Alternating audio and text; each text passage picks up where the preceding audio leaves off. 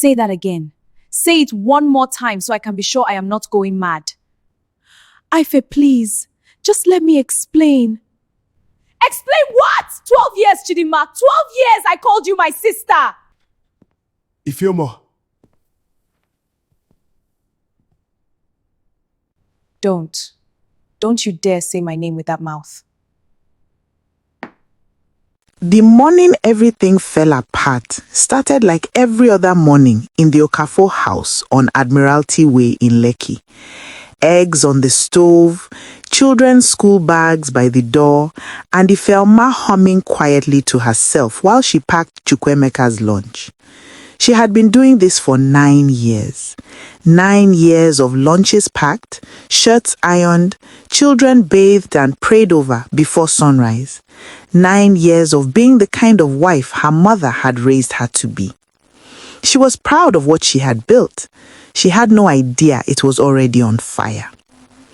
Ifeoma Okafor was not the kind of woman people forgot easily. She was sharp, warm, quietly beautiful in the way that gets more powerful with time. She had clawed her way from a 2-room apartment in Mushin to a comfortable life in Lekki, not by luck, but by sheer stubborn refusal to accept less than she was worth.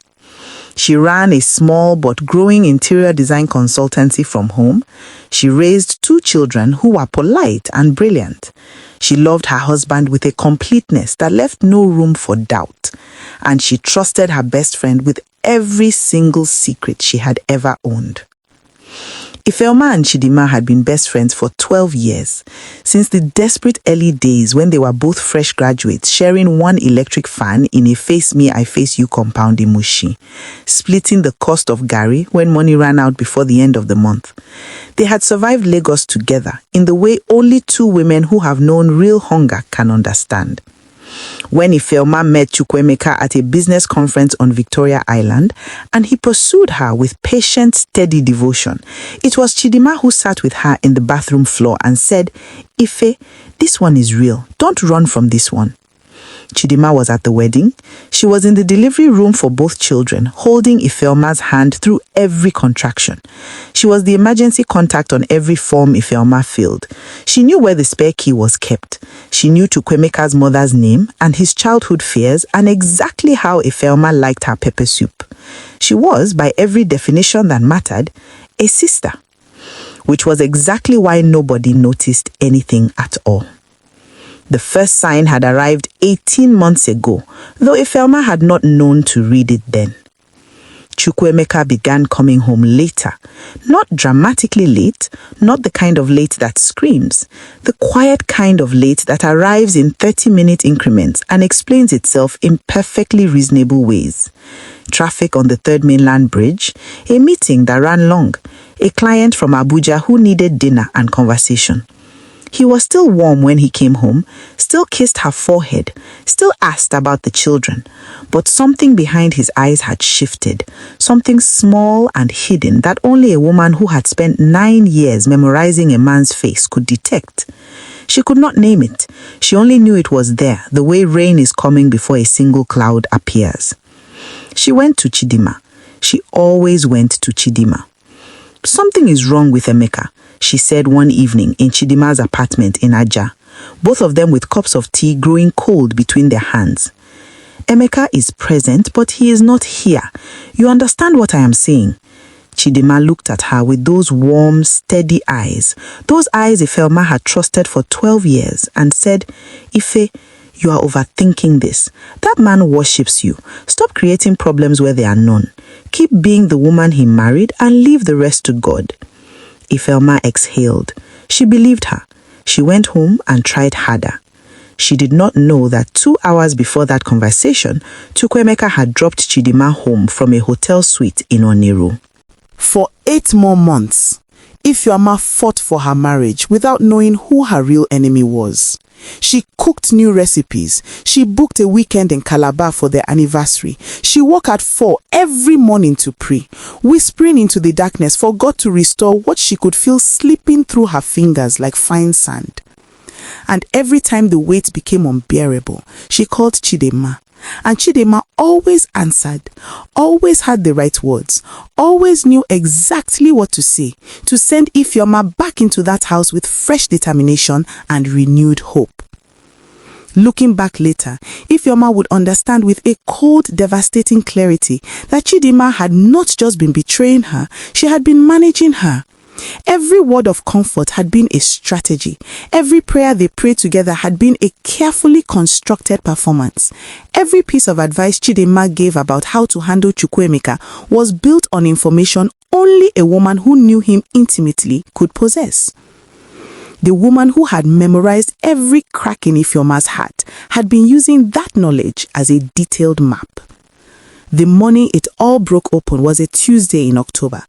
Chukwuemeka had left his second phone at home, a slim device Ifeoma had never seen before, wedged between the driver's seat and the car door. She found it reaching for her sunglasses before the school run. She almost left it alone, but some quiet, insistent, undeniable thing in her chest made her pick it up. It was not locked. She stood in the compound in the early morning light, one hand still resting on the car, and she scrolled. Her mind refused at first to process what her eyes were seeing. The messages were not the frantic, passionate kind she might have imagined. They were worse. They were domestic, comfortable, completely familiar. The easy back and forth of two people who had long stopped pretending to be strangers to each other.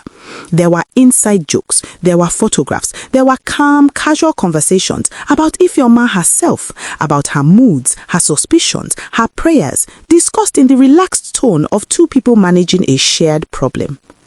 Then she saw what the number was saved under. My heart. Her thumb hovered over the call button for 3 full seconds. Then she pressed it. It rang twice. Baby, did you forget something? The voice was sleepy and warm and completely unguarded.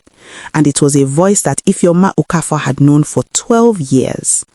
The world did not spin. It did not go dark or dramatic like it does in films. It simply went very, very still. Ifeoma ended the call.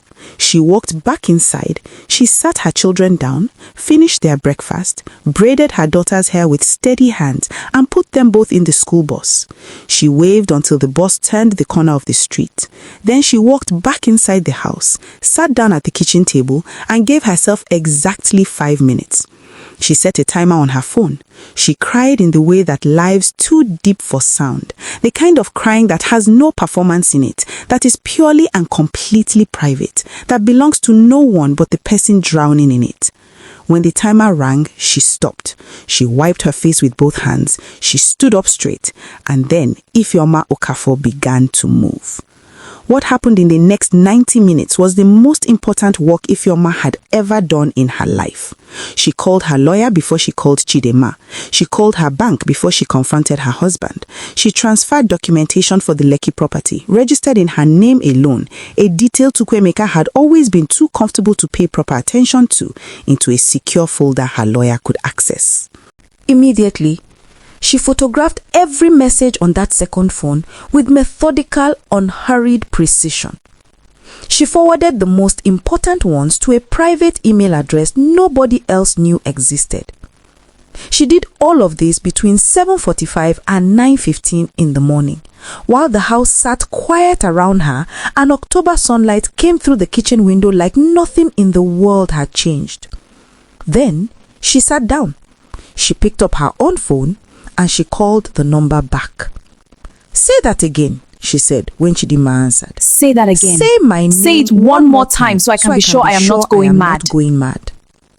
The silence on the other end lasted exactly 4 seconds.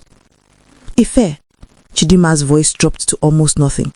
"Please, just let me explain." "Explain what?" The words tore out of her chest like something that had been caged for 18 months. Explain and could what? no longer be 12 years, contained. Chidima. 12 years I called you my Chidima. sister. 12 years I called my sister. You were in my delivery room. You held my children before their own father did. You sat with me and prayed. You prayed with me while you were the very reason I was on my knees in the first place. She was still speaking when she heard the key turn in the front door. Chukwuemeka walked in and stopped dead when he saw her face. "Ifeoma." She turned. Slowly, completely. Something in her expression, that terrible, absolute stillness, made him take one involuntary step backward. "Don't," she said. Her voice had gone so quiet it was more frightening than anything she had shouted. "Don't you dare say my name with that mouth." She placed the phone on the table between them. Chidima's voice could still be heard on the other end, still talking, still saying her name. Neither of them reached for it. What followed over the next 72 hours was not a dramatic explosion. It was something far more devastating. It was the cold, precise, systematic dismantling of a life built entirely on deception. Ifeoma did not throw things. She did not scream past that first morning. She did not beg or collapse or give anyone the satisfaction of watching her break. She moved through that house like a woman who had done all her grieving in 5 private minutes and had nothing left to perform for any audience. Chukwuemeka lost the house. He lost both cars registered in her name. He lost full access to the joint account into which Ifeoma had been the primary contributor for 9 years. His family arrived to intervene. His mother came and knelt on the sitting room floor. His uncle spoke for 40 minutes about marriage and forgiveness and the children. Ifeoma served them all cold water, listened without expression, and then her lawyer showed them the door. Chidima called 47 times across 3 days. Ifeoma did not answer once. 6 months later, Ifeoma Okafor stood at the entrance of her newly launched interior design firm on Ozumba Mbadewe Avenue in Victoria Island, surrounded by clients, colleagues, and the quiet evidence of everything she had been building in secret while her marriage was burning. She was wearing yellow. She was laughing, not the careful, managed laugh of a woman performing happiness, but the real kind, the kind that starts somewhere deep and arrives on the face without permission. Someone photographed her that evening and sent the image to Chukwuemeka without a caption. He stared at it for a long time. He did not show it to Chidima. Ifeoma never spoke publicly about what happened. She never needed to. The woman she had become said everything that needed saying without a single word. The hands that wiped her tears had also been the hands that caused every one of them.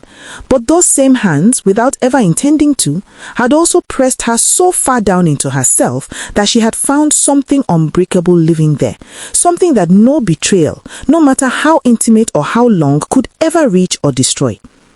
She had gone looking for the crack in her marriage and found instead the full extent of her own strength.